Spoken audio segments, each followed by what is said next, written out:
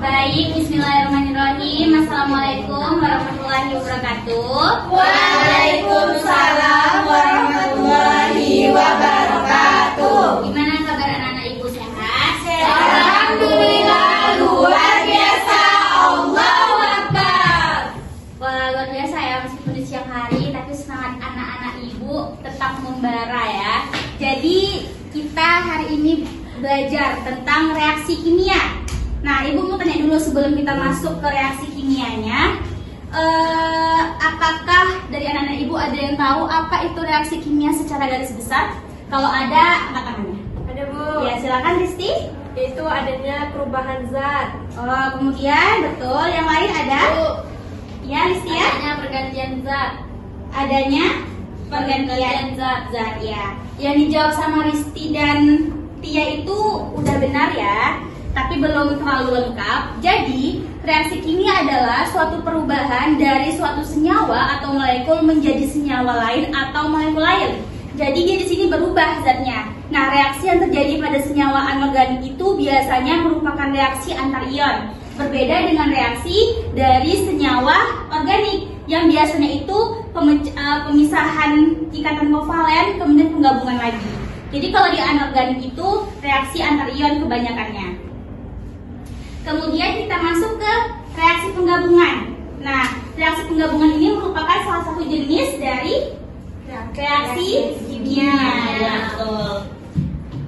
Jadi, reaksi penggabungan itu adalah melukiskan reaksi antara dua atau lebih reaktan pembentuk suatu jenis produk. Nah, hal ini biasanya terjadi karena sifat reaktivitasnya yang tinggi dari reaktan yang bersangkutan. Nah, sebagai contoh, yaitu logam natrium, kita reaksikan dengan klor.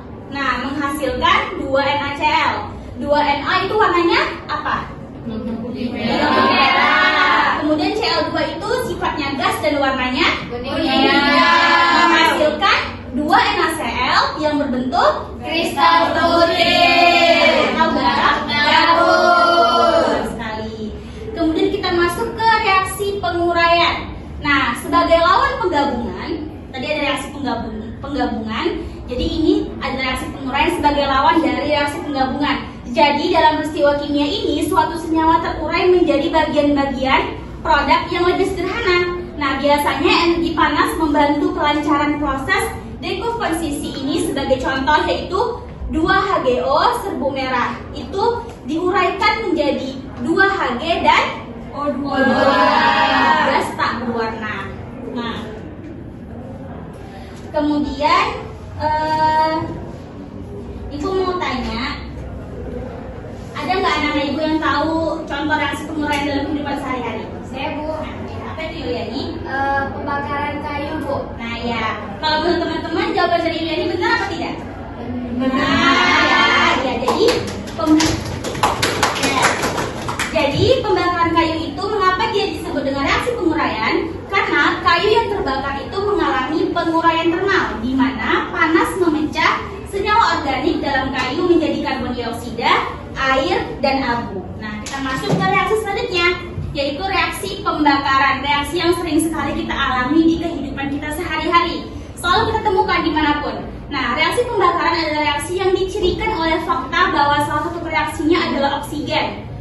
Pembakaran adalah reaksi suatu zat dengan oksigen, biasanya reaksi dengan cepat disertai dengan pelepasan kalor membentuk senyawa.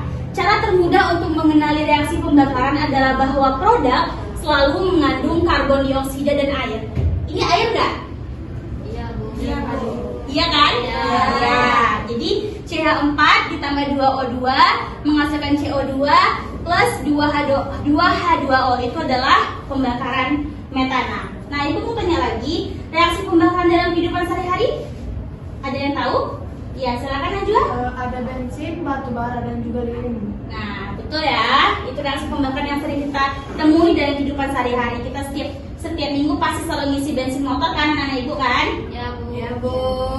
Oke, baik. Kita langsung masuk ke reaksi asam basa. Nah, asam adalah donor proton, H+, dan basa adalah akseptor proton. Menurut anak-anak ibu, ini definisi asam basa dari siapa? Bu. Silakan Diva. Dari Brewster Lowry Bu. Ya betul. Betul ya. klori. Sebenarnya ada lagi Lewis kan. Nah, asam kuat adalah asam zat yang terionisasi sebagian. Contoh asam kuat apa?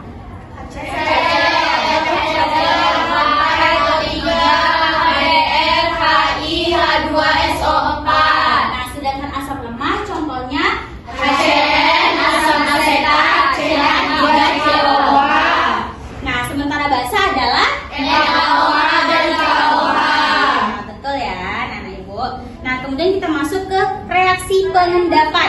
Nah, reaksi pengendapan adalah reaksi pembentukan endapan di dalam larutan didasarkan pada fakta bahwa salah satu produknya biasanya tidak larut dalam air atau sukar larut dalam air. Nah, menurut Nana Ibu, kan kita sudah melakukan praktikum nih. Nah, siapa yang tahu reaksi pengendapan yang dilakukan di praktikum? Nah, silakan Niken.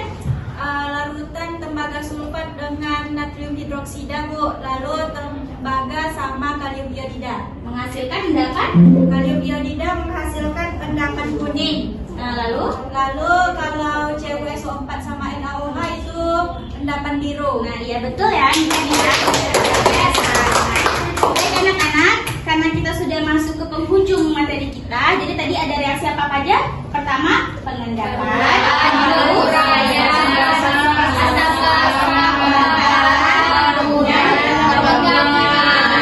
benar ya. Diharapkan nanti anak-anak itu bisa mengulang materi di rumah ya, sehingga semakin ingat dengan reaksi-reaksi kimia. Oke, sekian penjelasan dari Ibu. Semoga anak-anak Ibu paham. Ibu akhiri, wassalamualaikum warahmatullahi wabarakatuh. Waalaikumsalam warahmatullahi wabarakatuh.